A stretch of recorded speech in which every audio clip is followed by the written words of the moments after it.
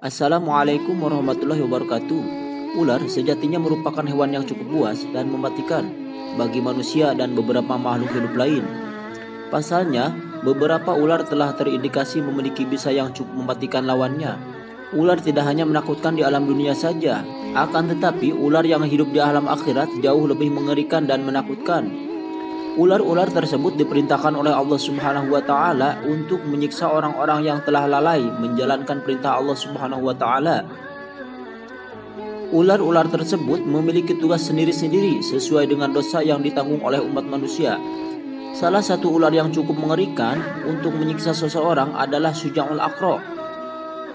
Banyak informasi yang beredar bahwa Syuja'ul Aqra adalah seekor ular yang menyiksa seseorang yang telah meninggalkan sholat.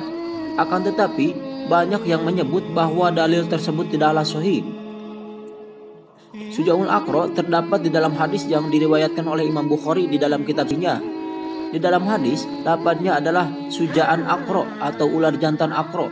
Tetapi, di dalam hadis ini Syuja'an Aqra bukanlah penyiksa orang yang meninggalkan sholat, akan tetapi penyiksa orang yang tidak mau membayar zakat.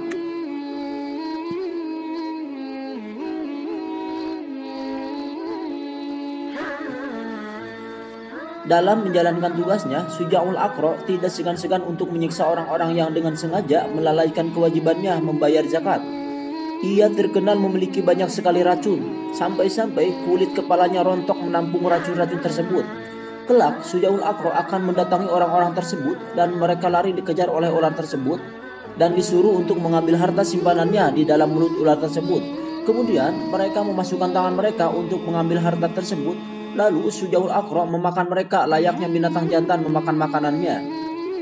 Dalam hadis lain dari Abu Hurairah radhiyallahu anhu, dia berkata, Rasulullah shallallahu alaihi wasallam bersabda, barang siapa diberi harta oleh Allah Subhanahu wa taala, lalu dia tidak menunaikan kewajiban zakatnya, pada hari kiamat hartanya dijadikan untuknya menjadi seekor ular jantan Aqra yang kulit kepalanya rontok karena di kepalanya terkumpul banyak racun, yang berbusa dua sudut mulutnya. Ular itu dikalungkan di lehernya pada hari kiamat.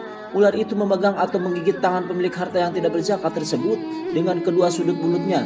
Lalu ular itu berkata, saya adalah hartamu, saya adalah simpananmu. Kemudian beliau Shallallahu Alaihi Wasallam membaca firman Allah Ta'ala Quran Surah Ali Imran ayat 180. Di dalam riwayat lain, di dalam riwayat Sahih Muslim disebutkan bahwa Rasulullah Shallallahu Alaihi Wasallam bersabda, tidaklah pemilik harta simpanan yang tidak melakukan haknya padanya, maksudnya tidak mengeluarkan zakatnya, kecuali harta simpanannya akan datang pada hari kiamat sebagai seekor ular jantan Aqra yang akan mengikutinya dengan membuka mulutnya. Jika ular itu mendatanginya, pemilik harta simpanan itu lari darinya. Lalu ular itu memanggilnya, ambillah harta simpananmu yang telah engkau sembunyikan, aku tidak membutuhkannya. Maka ketika pemilik harta itu melihat bahwa dia tidak dapat menghindar darinya, dia memasukkan tangannya ke dalam mulut ular tersebut. Maka ular itu memakannya sebagaimana binatang jantan memakan makanannya. Hadis riwayat Muslim nomor 988. Syuja'ul Aqra bukanlah ular yang menyiksa orang yang lalai dalam meninggalkan sholat. Akan tetapi Syuja'ul Aqra adalah seekor ular yang akan menyiksa orang-orang yang enggan mengeluarkan zakat meninggalkan sholat. Quran Surah Al-Mudaththir ayat 42-43. Maka celakalah orang-orang yang sholat, yaitu mereka yang lalai dari mengerjakan sholatnya. Quran Surah Al-Ma'un ayat 4-5. Maka sholat. Dari Jabir bin Abdullah, Rasulullah SAW bersabda, membatas antara seorang muslim dan kesyirikan serta kekafiran adalah meninggalkan sholat. Hadis riwayat Muslim. Hadis senada juga datang dari Sauban Maula Rasulullah. Beliau SAW bersabda, pemisah antara seorang hamba dengan kekufuran dan keimanan adalah sholat. Apabila dia meninggalkannya, maka dia melakukan kesyirikan. Ibnu Qayyim menyebutkan, seorang yang meninggalkan sholat wajib terjatuh pada dosa yang amat sangat besar, lebih besar dari dosa membunuh jiwa yang haram dibunuh, dosa mengambil harta dengan batil, dosa berzina, dosa mencuri, dan dosa minum minuman keras.